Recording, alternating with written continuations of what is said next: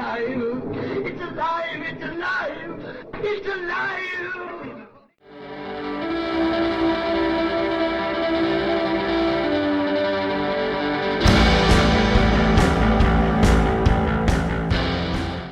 Hello and welcome to Alive After Reading. I'm Tim Niederreiter, and with me today is a new guest to the show, a fellow author and media personality to some degree, Nola Nash. Welcome to the show. Hi, thanks for having me. So, Nola, what kind of books do you write, and what should listeners know about you and what you do out there? I have a series out called the Crescent City series. Book 1 is Crescent City Moon. Book 2 is Crescent City Sin. They are paranormal mysteries set in 1830s New Orleans. So full of magic, full of voodoo and murder. So that's a lot of fun for me. I grew up in South Louisiana in Baton Rouge. I now live in Tennessee. And I'm a middle school English teacher during the day. That is the day job. When I'm not writing or teaching, I'm the host of the Second Line Show, a Facebook Live show, and I also help out doing some interviews for the Right Review with Annie McDonald on Facebook as well. So busy doing a lot of things, but it's fun. It's all fun stuff. And you gotta hustle when you're especially when you're publishing books in this day and age. Honestly, I mean, I don't know anybody, especially people who aren't, being. I mean, I don't know. Actually, I'm not sure if you're being published with the traditional house or not. But I don't know. A small one. Yeah, small house. Okay, but I don't know anybody who's being published right now who can't benefit from having some kind of media presence out there. Mm-hmm. It's pretty handy, I gotta say. Absolutely. I mean, I don't. Mine is tiny, but it's there and it's useful. It gives me a little bit of extra connection. And I'm sure, and it's fun for me because I'm interviewing authors and talking to them, whether I'm doing the Second Line Show or I'm doing things for the Right Review. And authors supporting authors, they're valuable, and you want to make sure that they're getting the promotion as well. So while I'm promoting other authors, it's definitely helping kind of get my presence out there as well. So I enjoy doing it. Oh yeah, I mean I should obviously I could talk. I do this show every week. Mm-hmm. And it's mostly just chatting with people, with authors, because it's just fun to chat with other people who do the same sort of things I do. Absolutely. And any author, that goes for any author, obviously, even though I write, high fantasy and really weird science fiction, basically. Those are my two basic genres of approach here. But, yeah, so why the 1800s? Yeah, why go back that far? Not that far, really, but why go back? Well, I mean, there's a lot going on in that time period, especially in the Deep South, and it's far enough away from the Civil War that you're not dealing with a whole lot of the politics and all of that with the Civil War. This was back when there was a more of a focus on kind of changing how things were done with the plantations and all of this stuff. But the city of New Orleans at that time was sort of its own microcosm. They played by different rules there. It was actually a very culturally diverse city at that time. And it was one of those places where all of these cultures and all of their traditions played together kind of cohesively. Even if there were things that people didn't agree with, they kind of just looked the other way. There was not a whole lot of persecution of people of different religious backgrounds, at this point. So if you were practicing voodoo, you might do that during the week, but on Sunday you showed up for mass and everybody was cool with that. And so it was a lot of fun to play with that juxtaposition between the magic and the mundane and I always say the spiritual and the supernatural, and that line kind of blurred at that time. And so for this particular book, where we are bringing in a lot of the magical elements, it was a good time to do that because the belief was there in those things. And those two things worked side by side. In fact, some of the characters that are helping our main character here are a voodoo priestess and the Ursuline nuns. So they're working together. And that actually was not that uncommon at the time. One of the most beloved priests in New Orleans actually was very good friends with Marie Laveau, of course, the most famous voodoo queen that's come out of the city. They were actually very good friends. They worked together for charitable causes. They helped victims of yellow fever. They worked side by side. And when Marie Laveau was not, working as a hairdresser or working on, her voodoo things, she was a devout Catholic. So she was in mass every time she was supposed to be. And, nobody said anything different. I mean, it was like, that was just perfectly fine. That was just the way it was. So it was a great time period to pick to blend all of the things together that I wanted to put into this book, both magically and then historically as well. Oh, that's an awesome answer. I love the mingling of the different kind of religious traditions there, and the supernatural thrown in on top of that. That's just the cherry on top there. That's sweet. Oh yeah. And if you go down to New Orleans, of course, there's I don't think a building in the French Quarter that's not haunted. They may tell you it's not, but it's 300 years of history and buildings that are still standing there that long. You got to think all of the lives that have passed through there. There's got to be some still hanging around. I always say that there's more dead than living in the city of New Orleans, and so it's a great place to work with the paranormal elements as well. Yeah, yikes. Oh, that's kind of it's creepy. Yes, but nice. I like it. So, so this is this like I mean, what sort of hijinks do you get into in the book here? I mean, other than you say your main character is going to need the help from both sides of the aisle in that case. But far be it for me to pry into your book and ask you to spoil stuff. But what kind of like, I mean, maybe this, I'm just not used to doing this that much, I guess. But what kind of like, I'm trying to think of a way to say this that's more, but what's like the plot about? I mean, I'm kind of thinking about plot a lot lately. And I'm like, there's more to a story. I mean, and generally I don't even like the term. So let me preface with that. I'm a discovery writer. I don't plot my books. And I'm like, I don't like the word when people say like the story's a plot. That's not how I think about it. But what's like the driving force, What's that thing that holds it together? The driving force is family secrets. So our main character, on the eve of her 21st birthday, discovers her father brutally murdered in his bed. And there has been no evidence of any entry into the house. And the way that he is murdered is gruesome. Basically, he looks like a mangled corpse that has been long dead. And that kind of sets things off like, this is not normal. This is not how people die. And how in the world did he die? And our main character, Zaylee, has this voice that's kind of in her head and it's mocking her. And she doesn't know who this voice is. And she finds out very quickly that this voice can kill on a whim. She makes threats and she can carry them out. But all she is a voice. And it kind of plays with the theme of, being afraid, kind of elements of human fear. And one of those things is we fear what we can't see. We fear the unknown because we can't brace for what we can't see coming. And so she can't brace for this.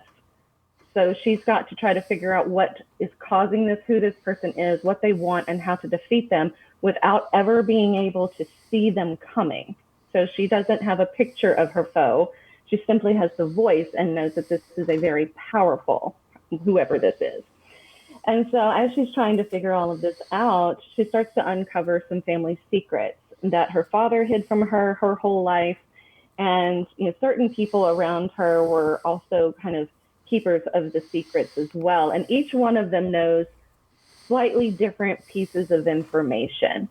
And so she's kind of led from person to person to help kind of put this whole puzzle together. And she's accompanied by some interesting people. So the first person who helps her out is one of the officers that came to the house to actually try to figure out what happened to her father. And then from him and the help of a family friend because the father is the only family that she had. And so a family friend and her daughters are kind of the surrogate mom and sisters. And so that woman says, you got to get her out of here, take her to the nuns. At least they can protect her, if nothing else. And so the officer takes her to the Ursuline convent. And the Mother Superior is able to help give her some extra help, answer some questions, which only raise more questions. As this mystery, as it goes. Yeah. Yes, as it goes. And then she kind of, she puts her in touch with one of the nuns that's there, who's a novice, who was brought there by her family because she had some psychic abilities that the family wanted the nuns to exercise out of her. And they decided instead of doing that, they would just take her in. Oh, those could be useful. Let's just keep those psychic abilities. Let's not get rid of those. Let's not do anything about that. We're going to keep that. And so she's basically been raised and educated by the nuns. And so Mother Superior says, Sister Angelique can help you. And so through Sister Angelique, she ends up meeting a voodoo priestess who has her own information, her own connections to the family. And they all are working together to help her solve this mystery. But at the same time, Zélie is discovering that she has some abilities that she wasn't counting on, that were kept secret from her, that once she turned 21, she had her own magical abilities that she frankly doesn't really want or understand, but needs to learn how to control, because that's going to be how she's going to defeat, or try to defeat anyway, the force that is basically attacking everyone she loves. Okay. Yeah. Yeah, that sounds great. Actually, it sounds really I mean, like, there's obviously you've got a lot of different characters involved. It's very like expansive in that way, but also that focus is still, it's. But I really like that kind of vibe of it. You can go out wide and affect everybody in the city almost, or you can be down in the one character's head, in the main character's head, basically with the voice, and that's cool. Yep, it's a lot of fun to write, and there's so much about the city of New Orleans that make it such a great canvas to paint a picture and a story like that, because it's so unique that it's interesting to kind of be around the city at that time. And as I'm describing it, so much of what I'm describing is still there because of the age of the city and the way that the city's been preserved like that.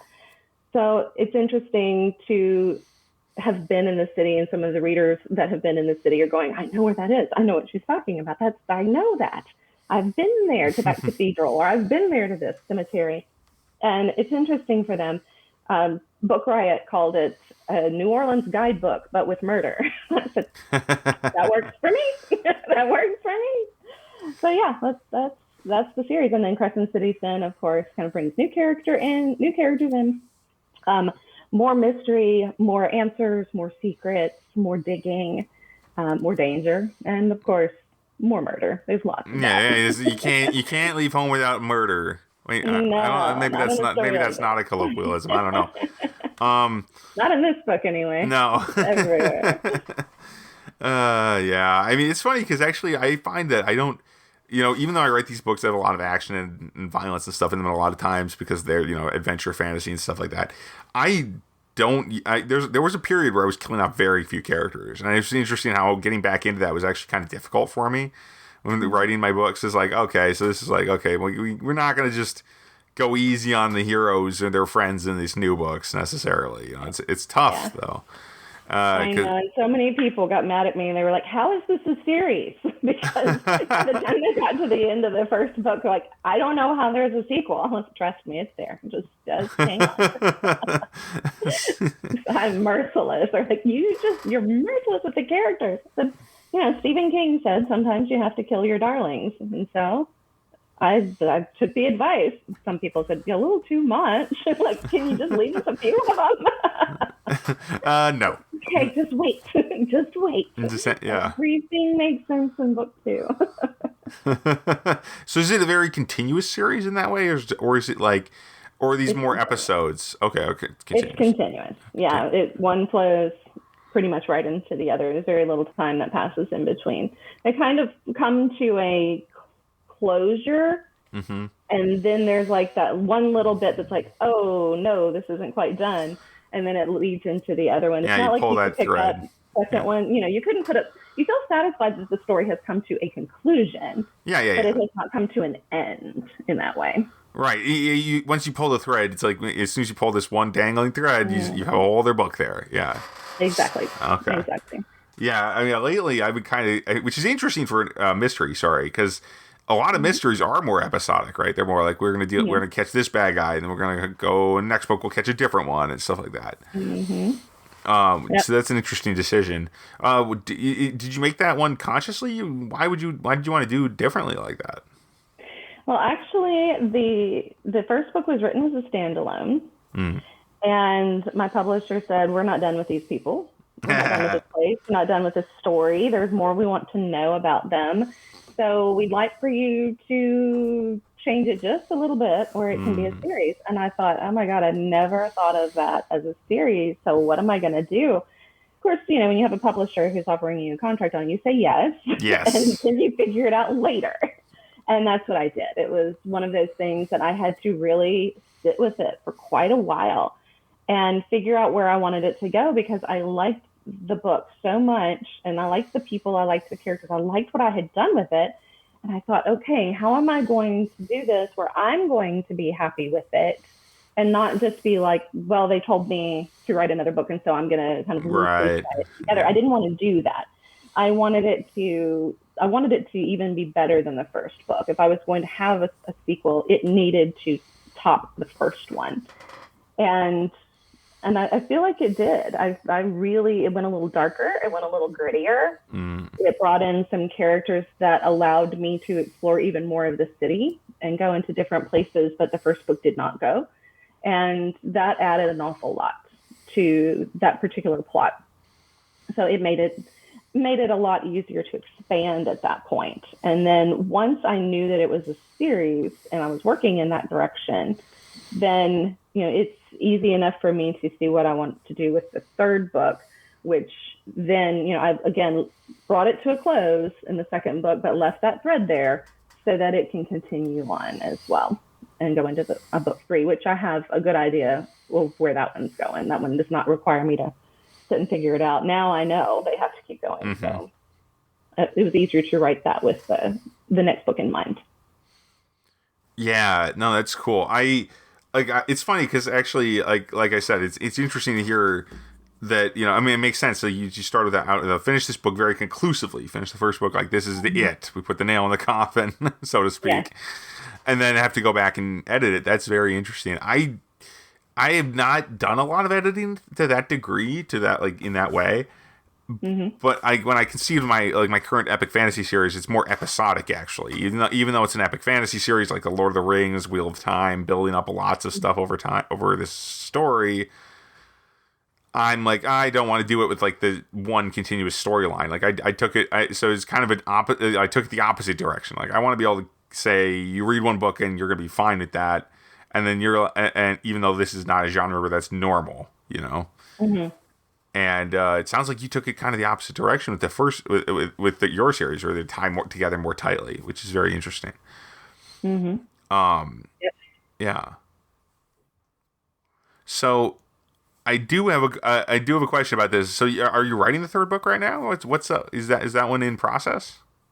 It's outlined, and okay. That's as far as it is right now. I've actually been working on 2 other series that I'm pitching right now.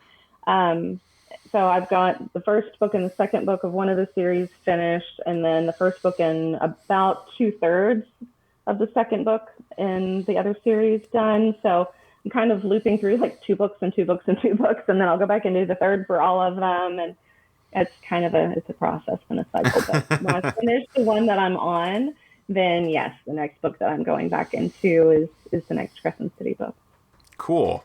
So these other series, are any of those books out yet, or you say you're just pitching them? Just pitching them? Okay, cool. Yeah. Similar kind of genre. I mean, or are you planning to branch out? Yeah.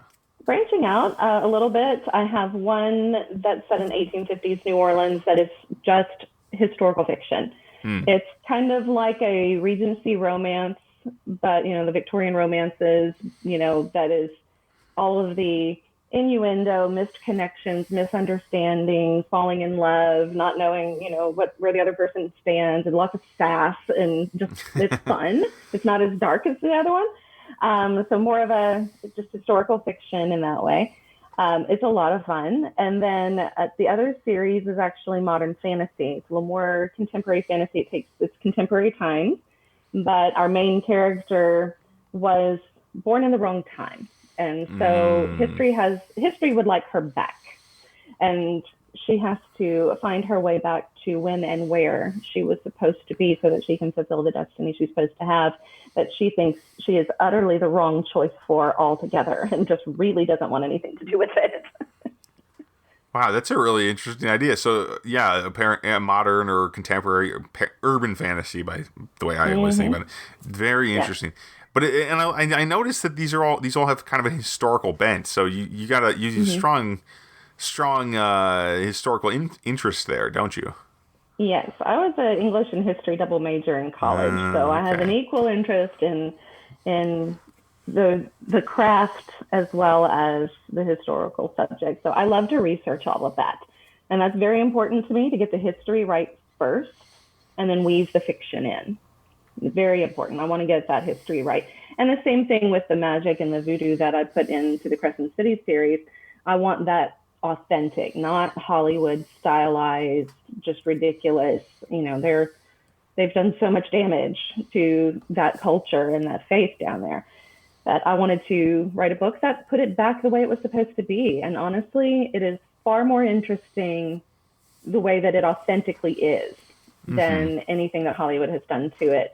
So getting all of that researched well, and I learned how to do all of the things that are in the book. I learned how to read tarot. I learned how to do candle magic and all of those things, because it was important to me to be able to experience it so that I could relate it correctly and with the whole sensory experience that goes with that particular thing. Grinding the herbs, the smell of that, all of the things that they do, it is a very sensory experience. And I wanted it to be authentically and thoroughly communicated to the reader, who has really most likely no basis for any of that. They have no background information. And so it had to be described really well to them in a way that was still engaging and still moving the story along, but got the details right. Absolutely. It sounds like you were pretty dedicated to this. That sounds like a lot. You went to a lot of effort to get these details right. So kudos to you. Thank you. Yeah. It sounds and the book sounds really interesting. But I gotta say, I mean, I don't read enough, but it's one of those books like, oh, I should read that. It's kind of jumped out at me like that. Like, this sounds like up my alley to some degree. Even though I don't read a lot of historical fiction, do you think there are any challenges for readers of historical fiction? I mean, I was just a normal English major, not a double major in college. But what do you mean? What do I mean by normal? I mean, like, I didn't have a history double major. Straight English. That's all, just straight English. But it's interesting that, like, yeah, I mean, I was interested in history. I just didn't take enough classes to qualify for the major. But it was like, I just can't. I don't know. I'm losing my words here. Maybe it's getting a little later in the podcast. So, well, it's not inaccessible to the reader that does not enjoy historical fiction. In that the root of it all is a murder mystery, and it is a magical murder mystery. It just happens to be set in a time period that was interesting enough to allow all of these things to happen the way that they did, and so it's not overly historical. Yeah. So I mean, that's one of the things that intimidates me about writing historical fiction, for sure. Reading it, I mean, as long as the author goes to a lot of the trouble to explain it, it shouldn't be a problem, right? But right. I guess I'm not expecting anyone to get into like historical politics and things. If I was writing something about the kings and queens of England and France, all of this. There's a lot of politics at play there. And when you get into that kind of historical fiction, the politics can get heavy. This doesn't have the politics in it. This is simply the setting where we are. And it's a very interesting and diverse setting, but we're not looking at, we're not looking at the societal construct. We're not looking at politically where were they in that time in history, antebellum New Orleans, and slavery is an issue, and it's just a backdrop. It is a beautiful and absolutely unique backdrop. Yeah, I didn't want to make it sound like your book was intimidating to me. I was just at a loss for words. Yeah, no. I knew where you were going with that, because so many historical fictions. I like historical fiction, and I can absolutely see how those kinds of books and certain types of historical fiction could be intimidating and just almost like not reading a book so much as a textbook with chapters. A story to learn a lot in the process. Yeah. Right. And this is really more character driven, and it really is character driven a lot, because the characters that are in it are very unique, and even the other series that's straight historical fiction is very character driven. It happens again to be set in that time period, and so there are certain things that wouldn't happen today, and things that do get explained a little bit along the way, but nothing weighty about it as far as historical fiction goes. All right, yeah. So, that's excellent. Yeah, don't keep it light, right? Mm-hmm. And so as to this podcast, sorry, whoops, I'm getting ahead of myself, but we are running a little low on time. So, Sure. Tell the listeners a little bit about yourself, and not about yourself, about where they can find your books online. Yeah. Right. Amazon, of course. They're there, the biggies.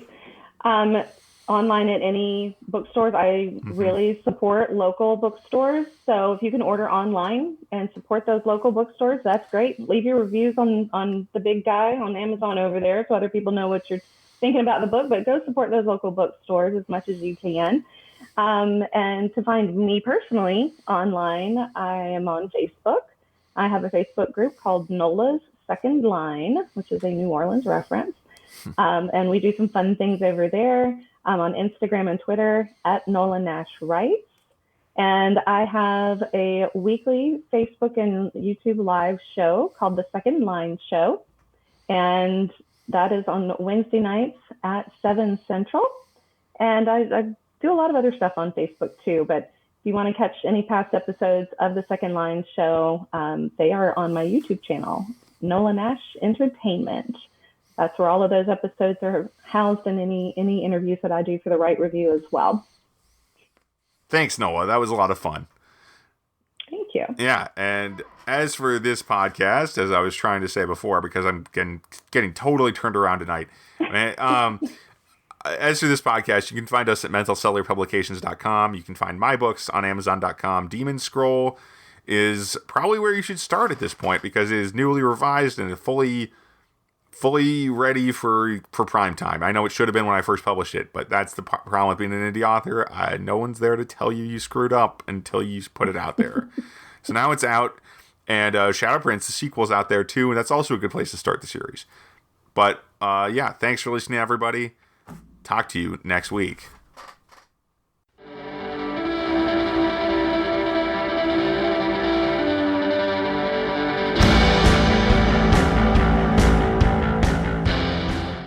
That tears it.